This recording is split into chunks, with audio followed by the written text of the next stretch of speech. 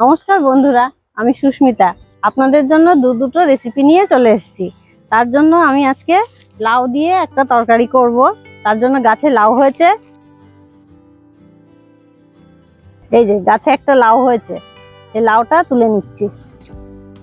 আর নেব কয়েকটি লাউয়ের পাতা, লাউয়ের পাতাগুলো নিয়ে নিচ্ছি।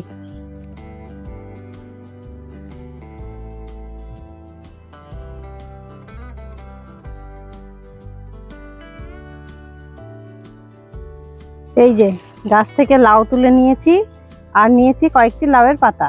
এগুলো দিয়েই আজকে রেসিপি করে দেখাবো।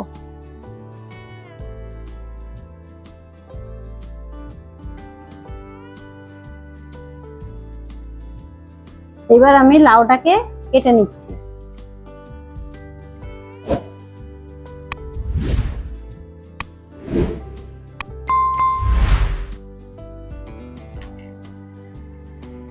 এই গাছের প্রথম লাউ, এটা খুব একটা ভালো হয়নি, কিন্তু তাও যা হয়েছে ভালোই হয়েছে। এই গরমে লাউ যা হয়েছে তা অনেক ভালো হয়েছে। আর গরমে আপনারা লাউয়ের তরকারি খাবেন, দেখবেন খুব ভালো হবে, কারণ লাউটা অনেকটা ঠান্ডা তরকারি। এইভাবে খোসাগুলো ছাড়িয়ে নেব। লাউটা এখনো কচি আছে, বীজ হয়নি, খেতে খুব ভালো লাগবে। এই যে একটুও বীজ হয়নি। এবার লাউটাকে আমি পুড়ে নেব। আপনারা হাতে কেটেও করতে পারেন, আমি হাতে কাটতে পারি না। আমার মতো যারা আনাড়ি আছেন তারা এটাতে পুড়ে নেবেন, তাহলে দেখবেন খুব ভালো হবে। এটাতে কাটার একটা সুবিধা আছে, লাউয়ের যে এক্সট্রা জল থাকে সেটা আগে থেকেই বেরিয়ে যায়, রান্নাটা খুব তাড়াতাড়ি হয়। এই যে মোটা পাশটা, এই মোটা পাশটা দিয়ে পুড়ে নেব।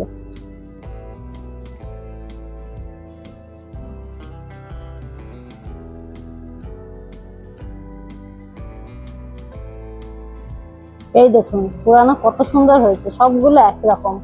আর হাতে কাটলে অনেক সময় মোটা হয়ে যায়। এই যে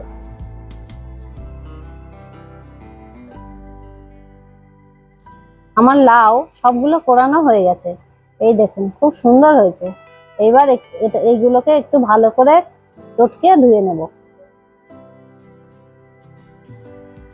এইভাবে কোরালে রান্নাটাও খুব তাড়াতাড়ি হয়।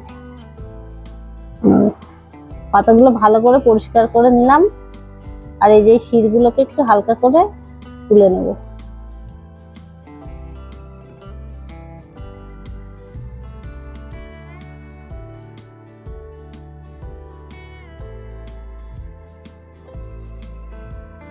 আজকে আমি মিক্সিতেই মশলা করছি। প্রথমে মাছ করব লাউ পাতা দিয়ে, ইলিশ মাছ। তার জন্য প্রথমে মশলা করে নিচ্ছি। সেই জন্য দিচ্ছি কয়েকটি কাঁচা লঙ্কা, 1 চামচ সাদা সর্ষে, 1 চামচ কালো সর্ষে, 1 চামচ পোস্তদানা দিয়েছি, তাতে হবে না মনে হচ্ছে, আর একটু লাগবে, আরো 1/2 চামচ দিয়ে দিচ্ছি। এইবার দিয়ে দেব 1 চামচ গোটা জিরে। আগে শুকনো অবস্থাতেই কিছুটা গুঁড়ো করে নেব। এই যে এরকম হয়েছে, এবার এর মধ্যে দেব জল।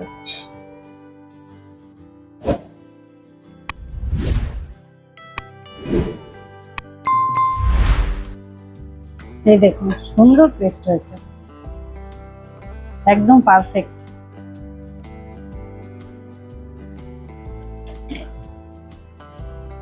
একটু গোটা ভাবও নেই। প্রথমে মাছগুলো ভালো করে মশলা দিয়ে মাখিয়ে নেব। তার জন্য দেব প্রথমে পরিমাণ মতো লবণ,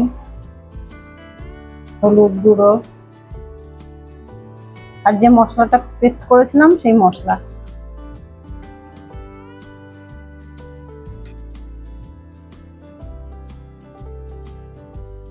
আর দেবো বেশ খানিকটা সর্ষের তেল।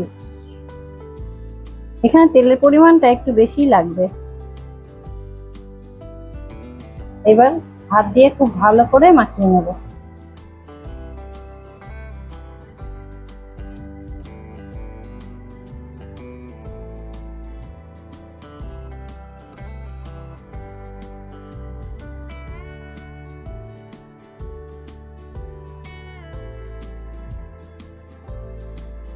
এবার একটি এরকম কড়াই নিয়ে নিয়েছি, যে কড়াইটার তলাটা একটু সমান। এবার তার মধ্যে দিয়ে দেবো একটু তেল। এবার তেলটাকে খুব ভালো করে মাখিয়ে নেব। এবার একে একে যে লাউ পাতাগুলো ধুয়ে রেখেছিলাম এগুলো কয়েকটা দিয়ে দেবো।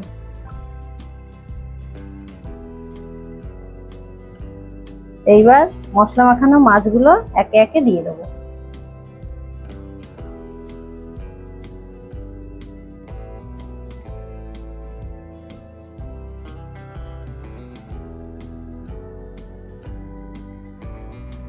এবার যে গ্রেভিটা আছে সেটাও এর মধ্যে দিয়ে দেবো।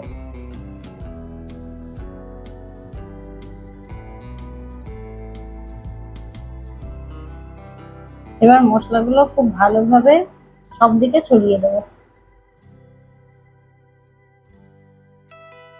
এবার দেব মশলার বাটি ধোয়া সামান্য একটু জল আর কয়েকটি চেরা কাঁচা লঙ্কা, আর উপর থেকে আরেকটু সর্ষের তেল।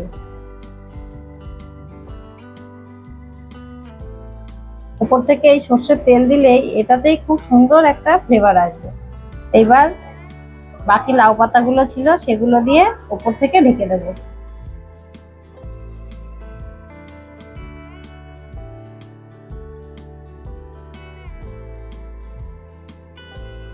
এবার গ্যাসের ওভেন ধরিয়ে দিচ্ছি। গ্যাসের ফ্লেমটা একটু মিডিয়াম রাখতে হবে, হাই ফ্লেমে করা যাবে না।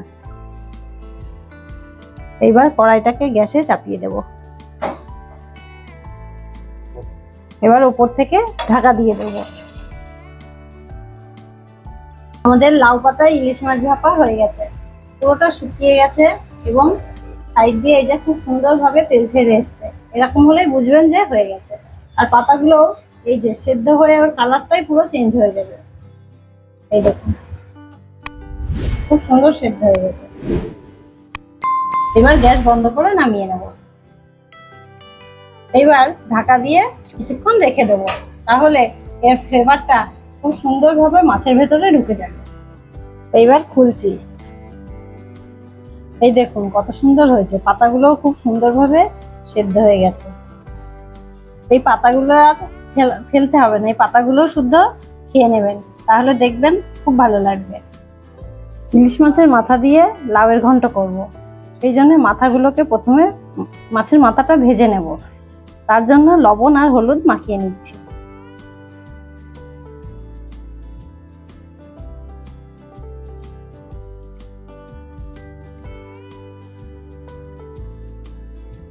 তেল গরম হয়ে গেছে, এবার মাছের মাথা ভেজে নেব।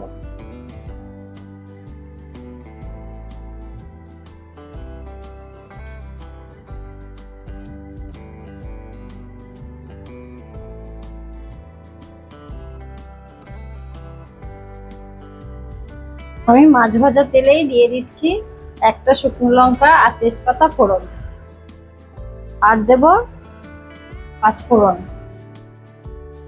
এবার ফোড়নটা একটু ভেজে নেব। ফোড়ন ভাজা হয়ে গেছে, এবার দিয়ে দেব কেটে রাখা লাউ।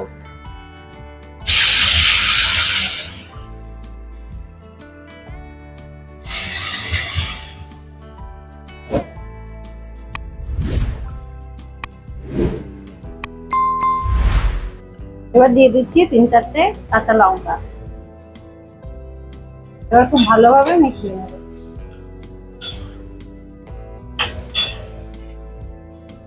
এইভাবে লাউটাকে একটু ভেজে নেব ফোড়নের সঙ্গে, তারপরে দেব লবণ আর হলুদ। আগেই যদি লবণ দিই তাহলে জল বেরিয়ে যাবে, ভালো ভাজা হবে না। এই দেখুন অনেকটাই কমে এসছে। এবার দিয়ে দেব লবণ আর হলুদ। দিয়ে দিচ্ছি পরিমাণ মতো লবণ, হলুদ আর সামান্য একটু জিরে গুঁড়ো। অন্য কোনো মশলা দেব না, কারণ তাহলে ইলিশ মাছের গন্ধটা থাকবে না। আর লাউয়ে তো খুব বেশি পরিমাণে লবণ লাগে না, কারণ এটা পরে কমে আর অল্প হয়ে যাবে, সেই জন্য লবণের পরিমাণটা প্রথমে একটু কমই দেবে।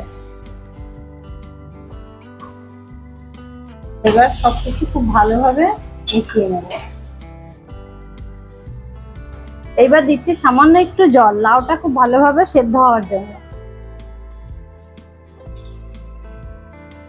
দেখেন যে লাউ দিয়ে অনেক জল বেরিয়েছে, তাহলে জল দেবেন না। আমার এখানে জলটা শুকিয়ে গেছিল, তাই একটু জল দিয়ে দিলাম। এবার ঢাকা দিয়ে দিচ্ছি। ঢাকা দিয়ে গ্যাসের ফ্লেমটা একটু কমিয়ে দেব। এবার ঢাকা খুলে লাউয়ের ঘন্টটা দেখবো।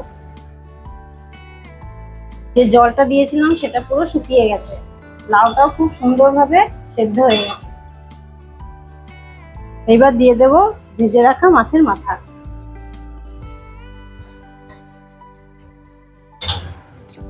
এবার মাছের মাথাটা লাউয়ের সঙ্গে খুব ভালোভাবে মিশিয়ে নেব। এটা খেতে এত টেস্ট হয়, একবার বানিয়ে খেয়ে দেখবেন। না খেলে এটা যে খেতে কত ভালো হয় আপনারা বুঝবেন না। একবার অন্তত বানিয়ে খেয়ে দেখবেন, আর আমাকে কিন্তু অবশ্যই কমেন্ট করে জানাবেন কেমন হয়েছে। ইলিশ মাছের মাথা দিয়ে লাউয়ের ঘন্ট হয়ে গেছে, এবার নামিয়ে নেব। এই দেখুন কত সুন্দর হয়েছে। এই নামানোর আগে সামান্য একটু চালের গুঁড়ো দেব, তাহলে লাউয়ের ঘন্টটা খুব সুন্দর হবে, একটু আঠালো আঠালো ভাব হবে। এইবার এটা খুব ভালোভাবে মিশিয়ে নেব।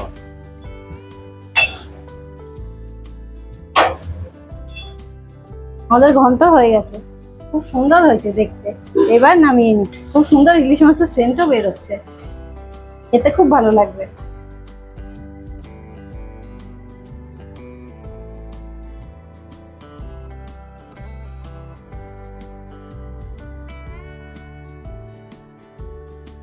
ভিডিওটা ভালো লাগলে একটা লাইক দিন আর সাবস্ক্রাইব করে পাশে থাকুন, কারণ এমন ঘরোয়া আবেগভরা রেসিপি নিয়ে আবার ফিরবো আমি।